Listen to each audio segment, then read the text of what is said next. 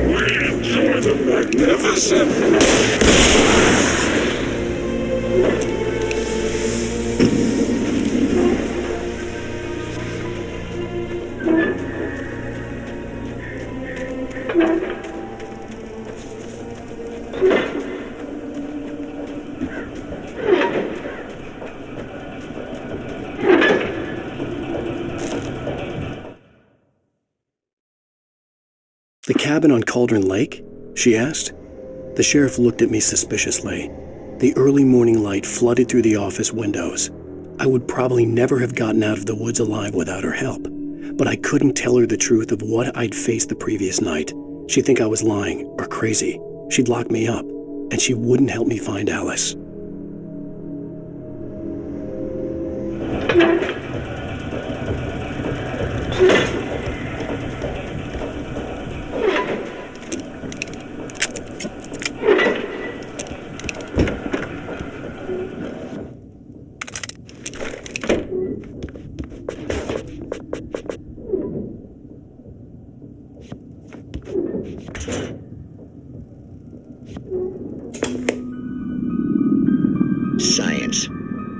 It bestows immortality on those who advance it to elevate all of mankind. Newton, Einstein, Sagan, princes among men. But the price for such a legacy is steep indeed. In Night Springs. Tonight's episode, a quantum suicide.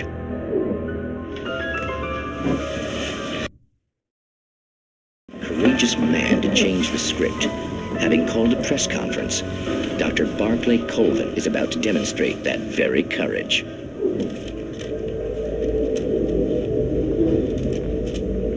Ladies and gentlemen of the press, I am Dr. Barclay Colvin, and I'm glad so many of you could join me here at the Moorcock Institute.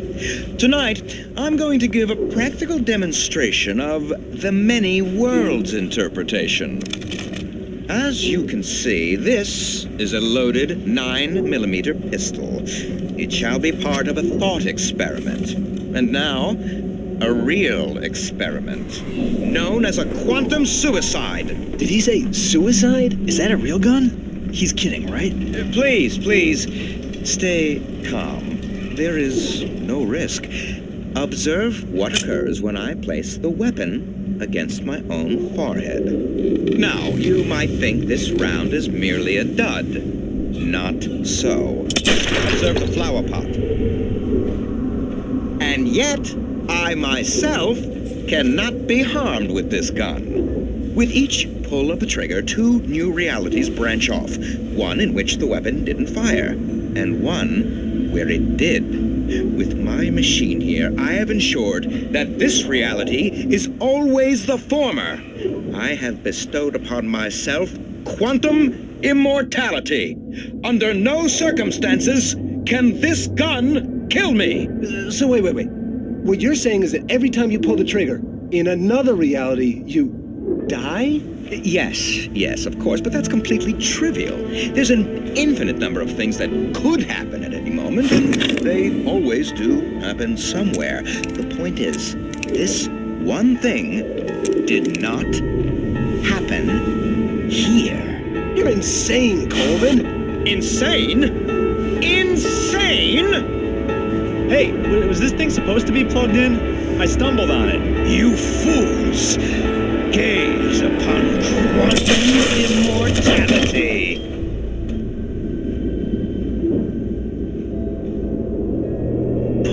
Poor Dr. Colvin, felled by his own hubris or the ignorance of the masses. Perhaps he should have left the crate unopened, the decaying atom unobserved. Curiosity often kills the cat. In Night Springs.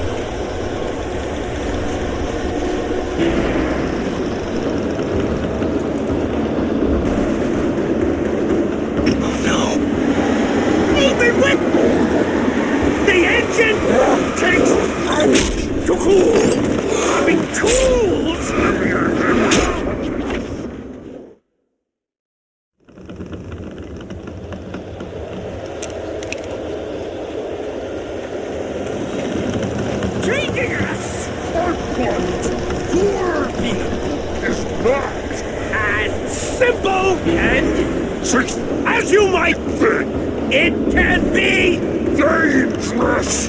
It requires patience, even with the engine takes hours to cool. Dropping tools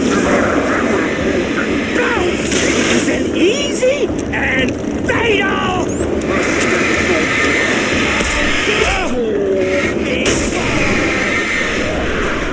This place has destroyed the red car.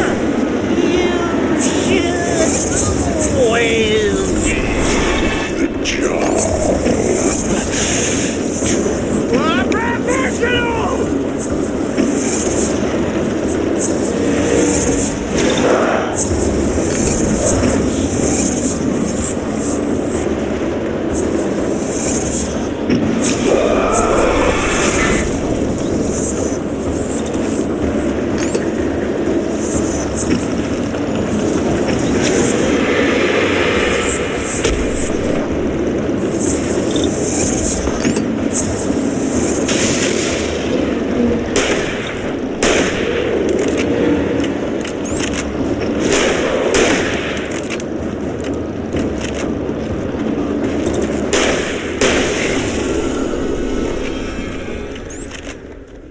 Stucky's body vanished, leaving behind only a lifetime of nightmares to come, assuming I'd reached the lights at the gas station alive.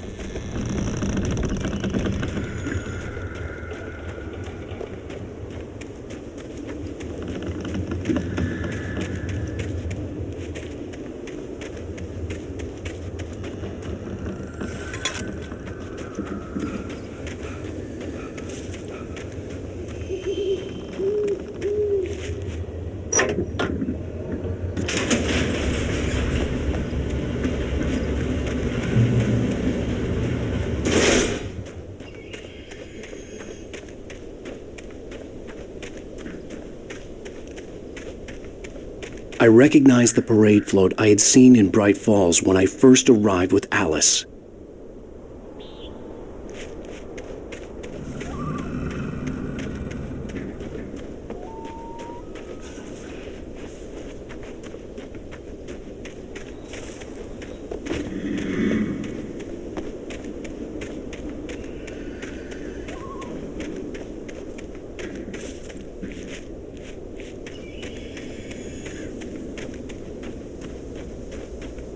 After the insanity I had just experienced in the darkness, the lights of the gas station felt comforting.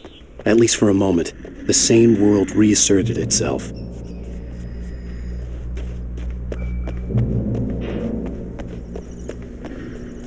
The Deer Fest had been 2 weeks away when we arrived. If the day count on the banner was right, I was missing a whole week between the night we got here and now.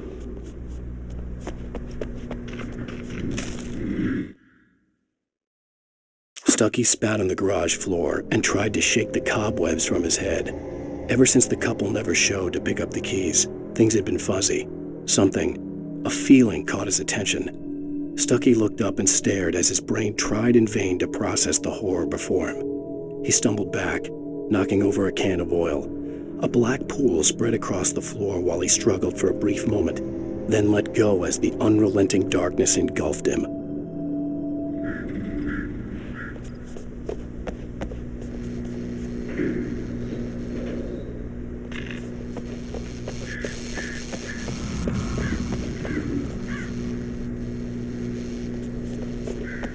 I had to get inside the gas station to find a phone to call for help.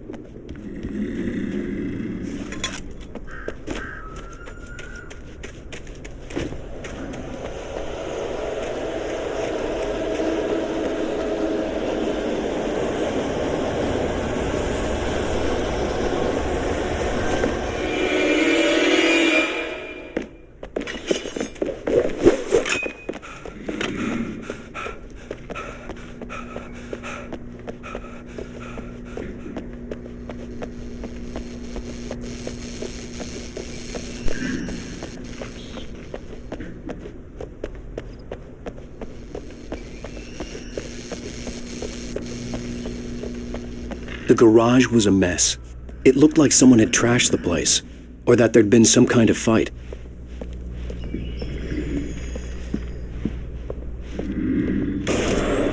write. I'll keep writing. Outside, there's only darkness. Outside the cabin, outside the story, there's only darkness. I can feel her presence in the dark. Just now, I could smell her perfume in the room. I'll reach her. I'll fix it up. I'll bring her back. The story will come true. If I stop, she's lost. I don't believe this. It'd been me on the TV, talking crazy. Was I losing my mind?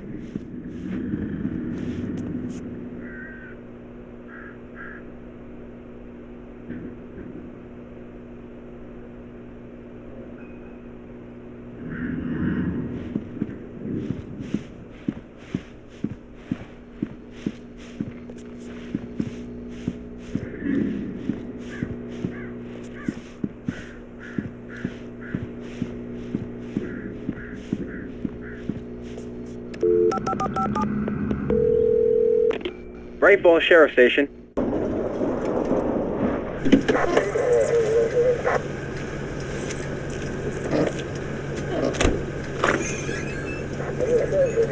Oh, thank God, Sheriff. Sheriff Sarah Breaker, you are... I'm Alan Wake, but listen, I was in a car crash. My wife, Alice, she's missing. Calm down, Mr. Wake. We were staying in a cabin on the island, on Cauldron Lake. There's no island on Cauldron Lake, not since the big eruption in the 70s. Please, I can take you there, okay? You look like you've taken a pretty bad knock to the head. Are you okay? Listen. We'll figure this out. Please get in the car. We'll swing by the lake and then we'll go to the station, okay? Mr. Wake, have you seen Stucky, the guy who owns this place? I realized I couldn't tell her what had happened in the forest. She wouldn't have believed me. And then she wouldn't have helped me with Alice.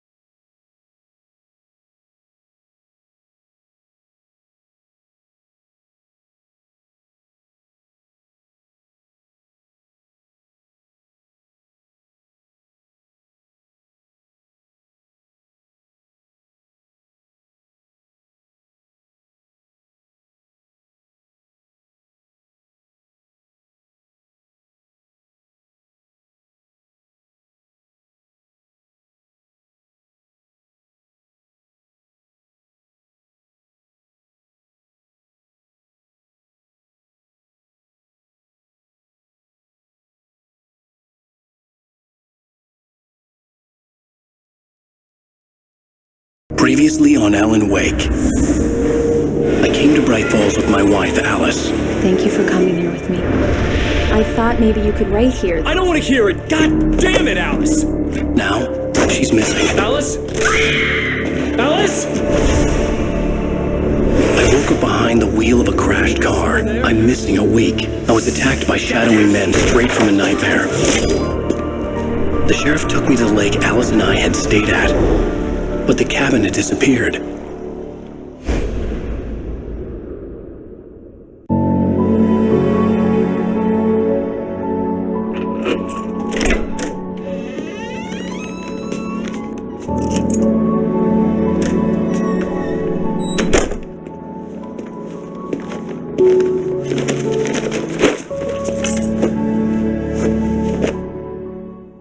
Honey, I'm home.